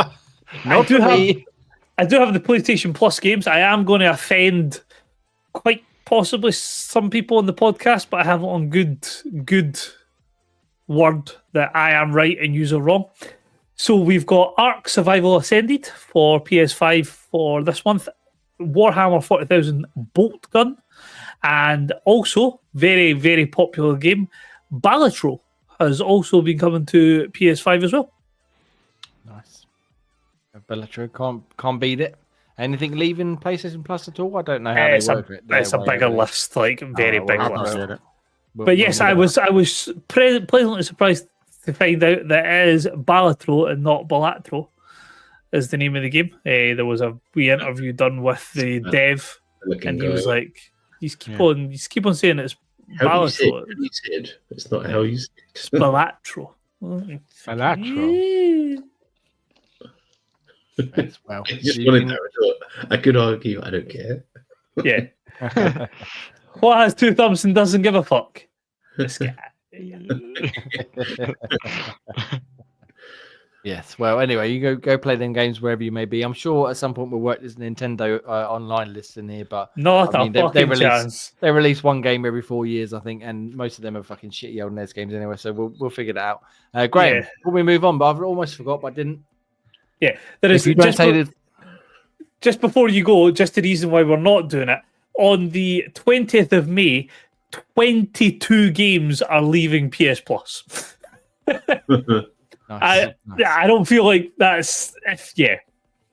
I'm not going through. We can figure it out. And has anybody here got PlayStation Plus? I think Ross has, hasn't he? Yes, I've got PlayStation Plus. The big ones, if I was to say anything, Arkham Knight is coming out of it. GTA 5's coming out of it. Infamous is coming out of it. The Resistance games, which were really good, and they never done anything with the series, but it was a good series when it first came out. And that's really it. Is ones that are noticeable at least. And there's no other modern way to play Resistance now, is there? Once they removed it, no, they've never re-released them or remastered them, and there's I think PS3. I think I did actually realise that. I was reading something about this, that once they disappear out of PS Plus, you won't be able to play Resistance ever again unless they bring it back in. Which to me, considering it's a PS Studio game, is fucking mental. Why not just leave it in there? Yeah, leave it in there, or just make it available for people to fucking purchase. And the PS3, we can get into PS3 nonsense at some point. Now we can talk about it more because it's crazy the stuff they've locked on there, but we'll get into that another time. Not a big Resistance guy, but FYI, Bloodborne, fucking. Oh, let's put it on PS4. Fantastic, cool. It's locked at 30 frames. Cool. He's going to remaster it based on the success of games like Elden Ring, Sekiro, Lies of P. Nah, we'll just leave it on PS4. You bring it to PC as a port? Nah. Fuck we'll it. Just do a fun Switch in that. 2 also ran version. Was Dust called Bloods. Dust That looks awesome. If you feel. Yeah, well, we'll see. You guys can tell us how you get on with Dust Bloods for Switch 2s. But one thing though. What? Oh, fucking hell! I'm working into it. Go on, Ian. Graham, what's your best pull? You're a cunt. You bastard! I don't have one. I'm joking. Oh! How could I not? We've finally got into the Premier League team of the season. Everybody's a best pool. And so I've saved a lot to try and get someone out of these. And I've got a couple of them. Not the top of the top, but the best one out of the bunch that I got was a Bruno Fernandes version of it. So shit. So, well, pretty. What number is he? Stop waiting, is he? That can only be 58,000. I see no Thunderstruck on there. Disappointing. The market is completely crashing with some of these. But he wasn't the only one I got. I managed to get Matt Sells as well, the Nottingham Forest goalie who got the team of the season. Nice. He's awesome, he is. For 19,000. I managed to also get Chris Wood a couple of times. Would You know what's really going to trigger Jay? Really trigger him? What? I was just going to say that Alex Greenwood has a Thunderstruck card, but Kaka doesn't. All right, I thought you guys mentioned that. Something that Jay might know, bloody Paul Mullen, the Wrexham striker. He's got Paul Mullen! What a legend! I've got him 4 times. Paul Mullen, who's barely kicked a ball for Wrexham this season. Yeah. What one was that? Was that his team of the season highlights? Yeah. It's called 91. Paul Mullen. Super Paul Mullen. 4 bloody times.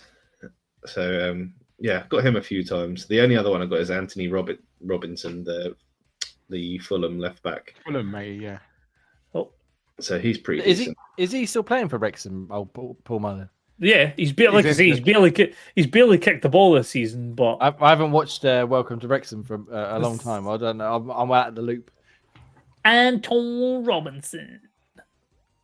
Yeah, so here's the other one I got. So those are the only ones. I mean, I've got like the squad-based ones, but everyone's kind of got those. The David Raya one that you get for winning games, and the Bruno Guimaraes SBC was pretty good, so I did him as well. There is a Super Jamie Vardy, but he's quite expensive. When did they bring out the rest of the world team of the seasons? The French one's already been done, which includes both the male and female. This one is the Premiership and the female one, and the Championship's got a few ones in there. And I don't know when the next one's going to come. Next week it's probably either the German or the Spanish one or the Italian one. They're the next three left next to go. Just get to the fucking Scottish League. Let's see who gets in. Guys in Maeda. The fucking Maeda has to get in. And you know the thing is, Maeda will be a broken card because he's already fucking rapid, and then you're going to put him in a team of the seasons card and give him ridiculous shooting. I'll tell you which card I did get was quite fun. Was the Mitoma highlights one. He's pretty sharp. He's quite fun to play with. That's me. But all of these cards are sort of super juiced and just so There cheap. you go. Look. Dyson Maeda's Winter Wonderland card got my 99 in pace. That'll tell you all you need to know. He's more expensive than Mitoma. Yeah, it's because he's pace. He's like going to get Premier League. He's going to get the Scottish Player of the Year. So his card's going to be 99 pace. The shooting's going to be in the 90s. He's going to be. Look at the Vardy one though. The Vardy end of the era one. So he's super fast. Aye, that's a mill well spent. So yeah, it's a lot of. I mean, fairness, even his grassroots one's ridiculous. Mm. Anyway, we'll kill Jay. That's enough of that. Yeah, let's move on. It's just Well, those are the ones I've got. I was hoping to get someone. Just for the Thunderstruck. But not been lucky enough to get anyone better than those yet. But there's still until Friday to try and get one better. Oh, that Isak is disgusting. Yeah, the Isak one looks pretty good, and so does the Salah, but not going to So get so does the Gravenberch one. Yeah. Well, I look forward to seeing what pools you disappoint me with next week, Graham. Thank you very much. It's been a pleasure. If you made this far, you're a fucking hero. You can find us on xboxtavern.com, youtube.com/gaming tavern UK, and various socials. Just search for Xbox Tavern, or at some point, I'm sure in the future, Gaming Tavern. You can find me at IanXan. You can find Ian. And Natty Way. Graham. And Graham Reaper. And Ross. Scottish Gruff. For now, go play Claire Obscure Expedition 33 and don't do anything else. Bye. Ciao, ciao, bye.